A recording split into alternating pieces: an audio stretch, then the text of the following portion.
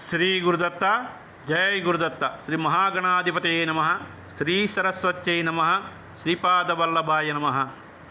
ఆధ్యాత్మిక బంధువులకి అంతమందికి కూడా కృతజ్ఞతాపూర్వక అభివందనాలు తెలియజేసుకుంటూ ఇవాళ మనం అర్థం అంతరార్థం రామాయణంలో ఒక చిన్న విషయాన్ని మనం ఇవాళ స్మరణం చేసుకుంటున్నాం. సాధారణంగా మనం రామాయణం పూర్తిగా చదవలేకపోవచ్చు.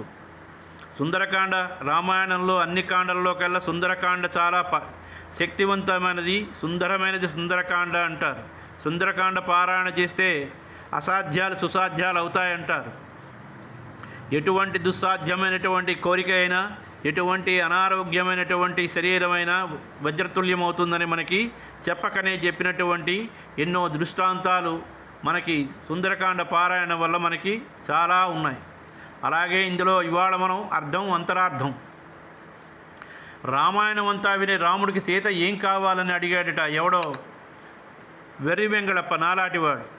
ఈ సామెత మామూలుగా పెద్దలు బుద్ధిమంతులు సరస సల్లాపాల్లో చమత్కారంగా వాడుకుంటూ ఉంటారు. కానీ ఈ ప్రశ్నకి సరి అయినటువంటి సమాధానం తెలిస్తే రామాయణంలోని పరమార్థం కరాతల మలకమైనట్టే అనిపిస్తుంది. ఈ ప్రశ్నకి సమాధానం తెలుసుకునే ముందు అసలు రామాయణం అంటే ఏమిటో తెలుసుకోవాలి. ఈ రెండు ప్రశ్నలు రామాయణం అంత సమగ్రంగా చదివిన తర్వాత ఉదయించేవే కావచ్చు. రామాయణం అనే పదంలో కథను సూచించే మాట ఏమీ లేదు. ఇందులో రెండు మాటలు ఉన్నాయి. ఒకటి రామాయణం, రామ ఆయనం. రామశబ్దంలో రకారం ఉండడం వల్ల ఆయనంలోని నాగా మారి రామాయణం అయింది. అంటే రామాయణం అనేది రామ ఆయనం అనే రెండు మాటలతో ఏర్పడినటువంటి సమాసం అని స్పష్టమవుతోంది. రాముని యొక్క ఆయనం అని దీనికి అర్థం చెప్పుకుంటే అది షష్ఠీ తత్పురుష సమాసం అవుతుంది. సమాసం కనుక మధ్యనున్న విభక్తి ప్రత్యయం లోపించింది. విభక్తులన్నింటిలో కూడా షష్ఠీ విభక్తికి ఒక ప్రత్యేకత ఉంది. అన్ని విభక్తులు సామాన్యంగా కర్తృత్వం వహించగల నామవాచకాలకు క్రియలతో సంబంధం కూర్చుతూ ఉంటాయి.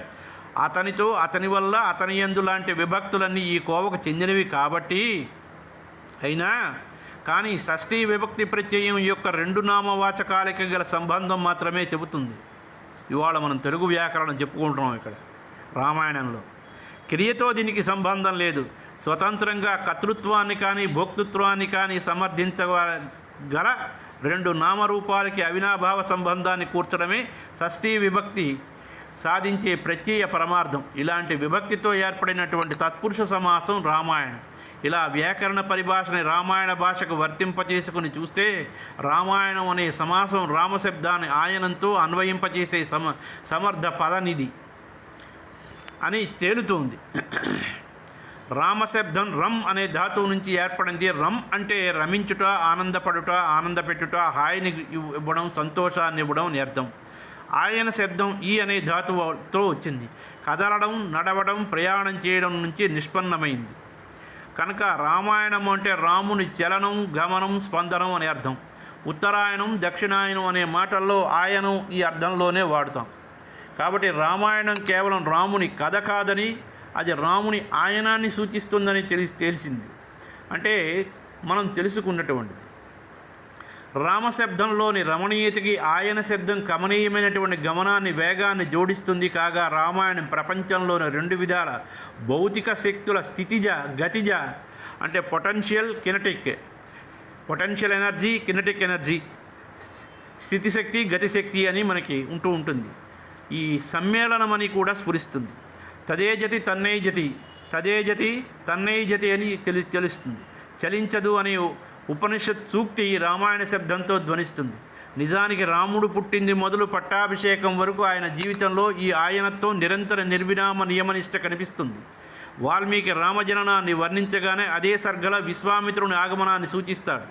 16 ఏళ్ల కూడా నిండని పసివయస్సులో క్రూర రాక్షస సంహారం, యాగ సంరక్షణ, అహల్య శాప విమోచనం, ధనుర్భంగం, సీతా స్వయంవరం, పెళ్లి చేసుకుని రాగానే అడవులకు పయనం, నానా బాధలు, మహర్షుల మన్ననలు, నెలవు ఏమి కాబట్టి చివరికి పర్ణశాల అంటూ ఒకటి ఏర్పడితే కలలో కూడా ఊహించని దారుణం సీతాపహరణం. అప్పటి నుండి సీతాన్వేషణం, లంకాయాత్ర, సేతుబంధనం, రావణ సంహారం, ఇలా ఒక్క క్షణం కూడా జీవితంలో స్థాయి హాయి లేకుండా పడరాని పాటలు పడుతూ సత్యధర్మాలని మాత్రం విడిచిపెట్టకుండా సాగిన రాముని జీవిత యాత్ర ఒక గొప్ప ఆయనం. అదే రామాయణం. ఇంతటి సంచలనం సంక్షోభం జరుగుతున్న రాముడు చలించలేదు. హిమవంతునిలా ధైర్యంగా నిలబడి అన్నింటినీ సమర్థించుకుంటాడు. కాబట్టి ఇదే రామాయణంలో రమణీయత. ఈ రామాయణ మహాయానంలో సీతారాములు సమాన భాగస్వాములు. రామాయణం అనే పేరులోనే ఈ రహస్యం ఇమిడి ఉన్నది. రామాయణం కేవలం రాముని ఆయనమే కాదు, రాముడు సీత తాలూకా ఆయనం కూడా ఇందులో ఉన్నది. రామస్య ఆయనం రామాయాహ ఆయనం అని రెండు విధాలుగా రామాయణ శబ్దాన్ని విడదీసి చెప్పుకోవాలి. రామ ప్లస్ ఆయనం రామాయణమే అవుతుంది. ఇదే రామాయణ శబ్దంలోని చమత్కారం.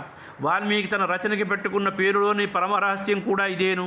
కానీ సీతాదేవి రామ అని వ్యవహరించడం లోకంలో అంతా ప్రచారంలో లేదని కొందరు అభిప్రాయపడవచ్చు. కానీ వాల్మీకి రామాయణంలో అనేక సందర్భాల్లో రామా శబ్దం కనిపిస్తుంది.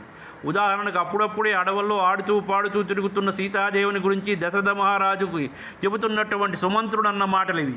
బాలేవ రమతే సీత బాలచంద్ర నిభానన రామ రమే విధీనాత్మ విధనే అపి స్వనే సతీ. చూడండి మరొక్కసారి, బాలేవ రమతే సీత బాలచంద్ర నిభానన రామ రమే యుధీనాత్మ విధనే అపి వనే సతీ. బాలచంద్రుని వంటి ముఖంతో శోభిల్లుతున్నటువంటి సీతమ్మ పసిపిల్లలాగా బాలా త్రిపుర సుందరిలాగా మహారణ్యాన్ని కూడా మధువనంగా భావించి విహరిస్తున్నదిట. ఆమెకి ఇంత గుండె నిబ్బరం సంతోషం ఎక్కడి నుండి వచ్చింది? చెంతనున్న శ్రీరామచంద్రుడని వేరే చెప్పాలా? చెప్పక్కర్లేదు మనం. రామచంద్రుడు పక్కన రాముడు ఉంటే దిగులెందుకు ఉంటుంది అంటాడు వాక్య విశారదుడైనటువంటి వాల్మీకి. ఇక్కడ రామశబ్దం రామాశబ్దం వెంటనే జంటగా కనిపిస్తాయి. అందులో కూడా రామ, తర్వాత రాముడు. నిజానికి రామయో రామాయణం. చూడండి, రామయో రామాయణం. రాముల ఆయనమే రామాయణం అని చెప్పడంలో తప్పు లేదు. రామాయణ చపలాక్షుల పేరు, రామాయణ బ్రహ్మమునకు పేరు అన్న త్యాగయ్య కీర్తనలో కూడా రామా శబ్దం అందమైనటువంటి స్త్రీ అనే అర్థంలో వాడటం గమనించవచ్చు. సర్వాంగ సుందరి అయినటువంటి సీతాదేవిని రామాభిధానంతో వ్యవహరించడంలో పొరపాటేమీ లేదు. సీతాదేవికి రామచంద్రునికి పేరుతోనే కాదు, తీరులో కూడా సౌమ్యం ఉంది. హనుమంతుడు లంకనంతా గాలించి చివరికి అశోకవనంలో సీతాదేవి రూపలావణ్యం చూసి నివ్వెరపోతాట. అతిలోక సుందరైనందుకు కాదు, ఆమె అంగాంగ సౌష్ఠవంలో 3 మూర్తుల రామచంద్రమూర్తి కొట్టొచ్చినట్లు మోసపోసినట్టు కనిపించడం వల్ల ప్రపంచంలో సామాన్యంగా తల్లి పిల్లలు, తండ్రి బిడ్డలు, అన్నదమ్ములు, అక్క చెల్లెళ్ళు, మేనమామ బిడ్డలు, మేనత్తల పిల్లలు ఒకే రూపున ఉండడం సహజం. కానీ భార్యాభర్తలు ఒకే రూపున ఉండడం అరుదు. అయినా సీతారాములది అయిన సంబంధం కూడా కాదేమో. అక్కడ రామయ్యను చూచిన ఇక్కడ సీతమ్మను చూస్తే అతడే స్త్రీ రూపంలో ఇక్కడ ఉన్నట్టు గమనించిన ఆంజనేయ స్వామి మనసులో అనుకున్నట్ట. ఏమిటనుకున్నాడు? అస్యా దేవా యదా రూపం అంగ ప్రత్యంగ సౌష్ఠవం రామస్య యదా రూపం తస్య యమసతే క్షణ. అంటే అన్నీ ఇవే పోలికలు, ఏ అవయవం చూసినా ఆ రూపానికి ఇది ప్రతిరూపంగా ఉన్నట్టుగా ఉంది. ఇది ఎలా సాధ్యమైందని ఆంజనేయుడికి సందేహం వచ్చిందట. ఇదే రామాయణంలో అద్వైత రససిద్ధి. సీతారాములకి రూపంలోనే కాదు, గుణగణాల్లోని, ఆలోచనలోని, ఆనందంలోని, ఆవేదనలోని దేనిలో కూడా వ్యత్యాసం లేకుండా లేదు. అస్యా దేవ్యా మనస్తస్మిన్ తస్యా చాప్యం ప్రతిష్ఠితం. ఆమె మనస్సులో ఆయనలో లీనమైనట్టుగానే ఆయన మనస్సు ఆమె మనసులో లయించి ఉన్నదిట. ఇలా ఒకరినొకరు ప్రతిబింబంగా ఉన్న సీతారాముల ఆత్మ మనశ్శరీర సామరస్యాన్ని చూసి హనుమంతుడు స్తంభించిపోతాడు. అటువంటి మనస్థితిలో హనుమంతుడు ఇలాంటి బుద్ధిమంతుడే అనుకుని ఉంటాడు. రాముడికి సీత ఏమిటవుతుంది? ఇక మనలాంటి పామరులు ప్రశ్నించడంలో పొరపాటు లేదేమో.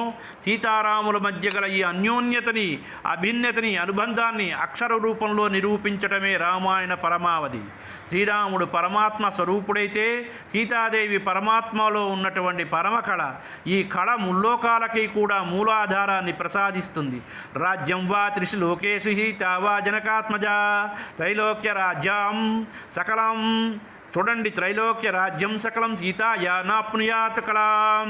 రాజ్యం వా త్రిషు లోకేషు సీతావా జనకాత్మజ త్రైలోక్య రాజ్యం సకలం సీతాయా వాప్నుయాత్ కళాం.